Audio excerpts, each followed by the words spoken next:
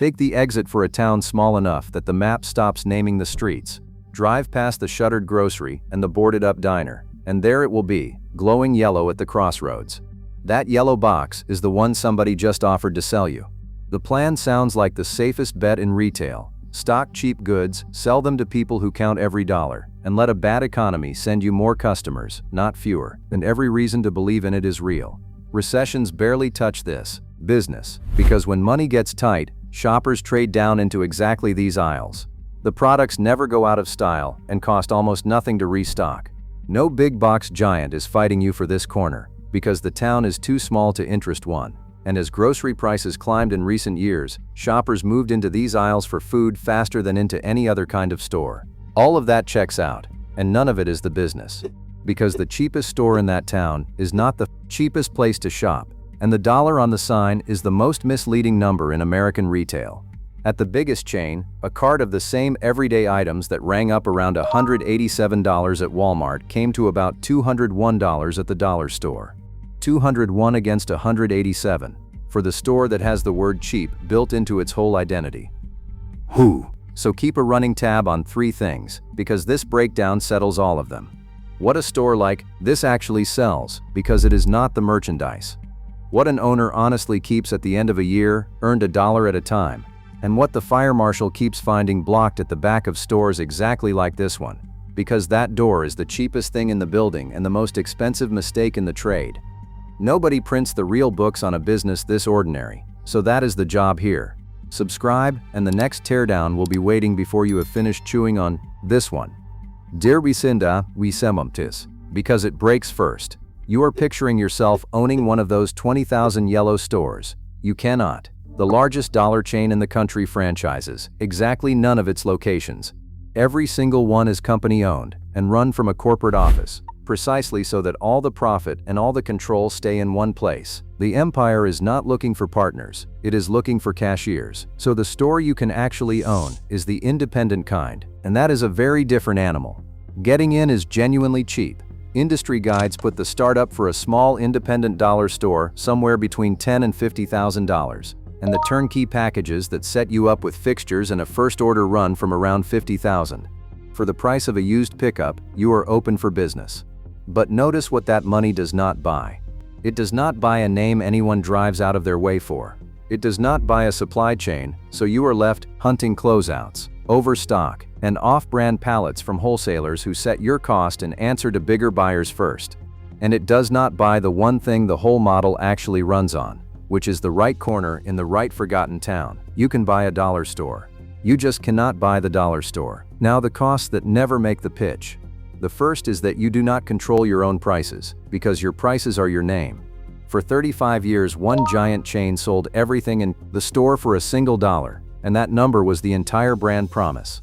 When inflation finally forced its hand at the end of 2021, that chain raised its price to $1.25, its first increase in about 3 decades, and the whole country treated a 25-cent move like a national event.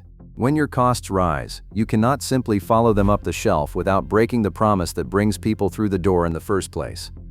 The second hidden cost is theft, and at these margins it is lethal.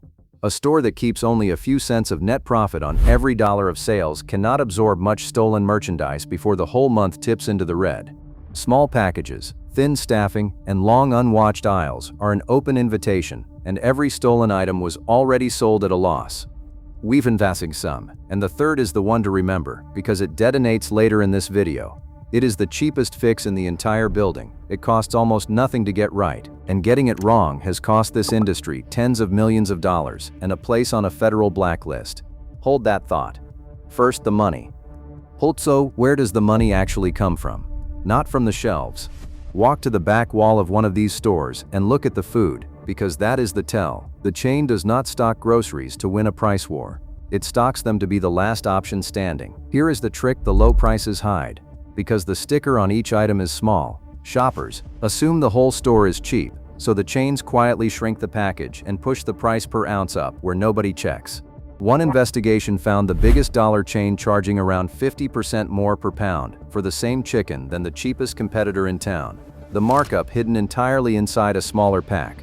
A bottle of name-brand detergent works out to about 19 cents an ounce at the dollar store, against roughly 16 at the big box down the highway. You are not paying less. You are paying less at a time. Now stand in the town where there is no big box down the highway, because that is the real store. When the nearest supermarket is a 40-minute drive and the diner closed a decade ago, the dollar store is not the cheap option. It is the only option, and the only option never has to be the cheap one. That is the whole reframe, said plainly. A dollar store does not sell cheap goods to poor towns. It sells the last open door in a place that has run out of doors, and it charges accordingly, one small package at a time. The bargain was the bait. The absence of a rival is the business, which is why the professionals never talk about products. They talk about the map. The giant chain turned itself into the single most common storefront in the entire country, more than 20,000 locations, by running one play with ruthless discipline. Put a small box where nobody else will bother to go. It has opened new boxes at a pace of hundreds per year, each one a fresh claim on a town that never had a store to begin with. Most of its stores sit in towns of fewer than 20,000 people, on cheap land, miles from the nearest supermarket. The strategy is not to beat the competition. It is to arrive where there is none, and to arrive first, so the town is left too small to ever support a second store. One box, one town, no rivals, indefinitely, and it works on the incumbents like a slow poison. When a dollar store opens in a small, rural community, researchers found the local grocery was about 3 times more likely to shut down than a grocery in a city would be, its sales falling roughly 9% and its payroll about 7%. The dollar store does not outsell the grocery. It outweights it, and inherits the customers when the lights go off.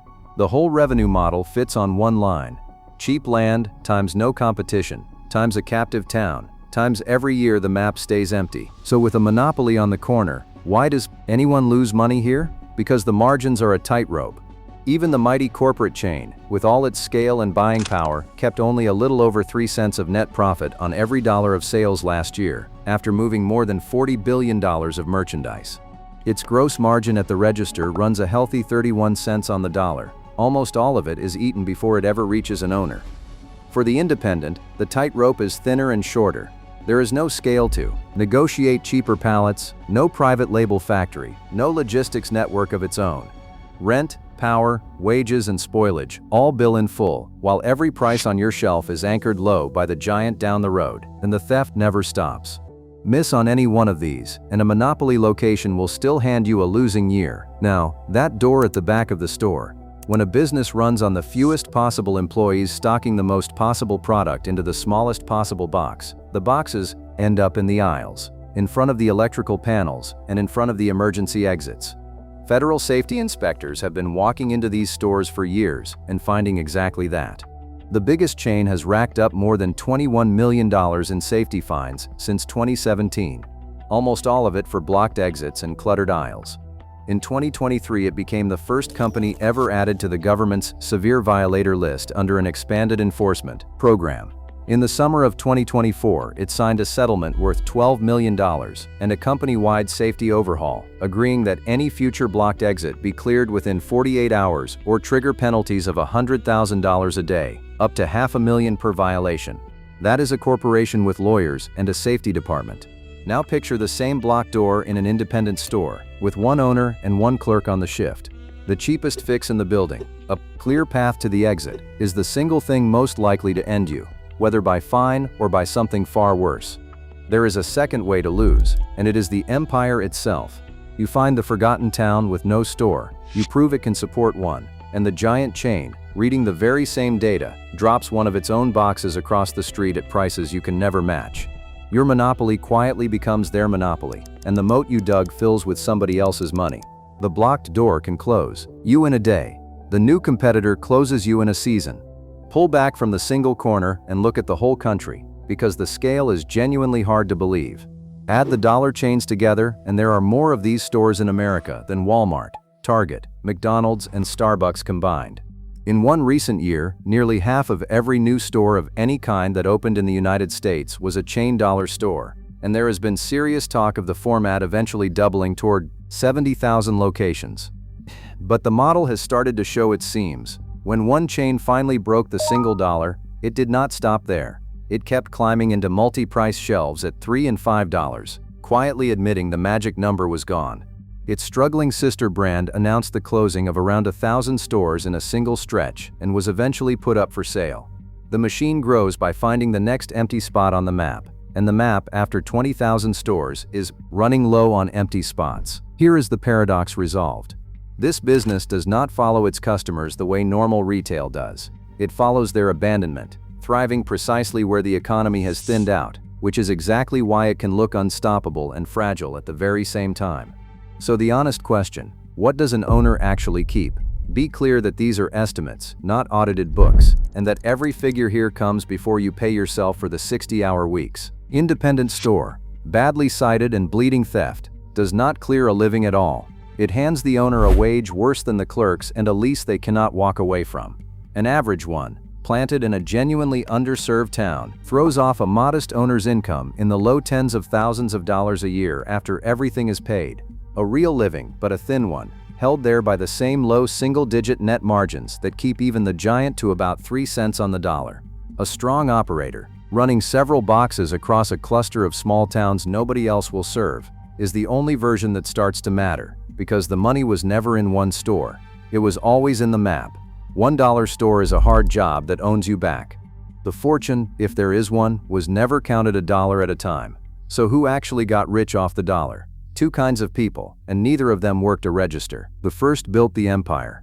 In 1939, a father and son in small town, Kentucky, each put in $5,000 and opened a wholesale business that would grow into the largest dollar chain in the country. 3 generations later, the founding family's heir is worth around $2 billion. They did not get there selling soap cheaper than everyone else. They got there owning more corners than everyone else. The second kind never sold a thing on a shelf. When the giant opens a store, it usually does not own the building. A developer builds it to order and leases it back, and those leases trade as some of the most dependable income in commercial real estate. Corporate guaranteed, running 15 years, priced to yield somewhere between 6 and 7.5%. The retailer rents you the shelf. The landlord rents the retailer the whole town. The people who win this business are not standing behind the counter. They own the counter, or they own the ground it stands on. So lock the door of that little yellow store and add it up. No, business that looks like cheap goods for poor towns is really a monopoly on the last open corner, charging more per ounce than the big box nobody in town can reach, kept alive by the absence of a rival and killed by the arrival of one. The dollar was never the product, the town was. Whether it is a business worth owning depends entirely on which end of it you are standing at. Behind the register, it is a hard living earned $1 at a time. Over the map, or under the building, it is one of the quietest fortunes in America. Same store. You decide which one you are actually buying. Drop the business you want taken apart next in the comments, and subscribe, so you are here the day it goes up on the bench.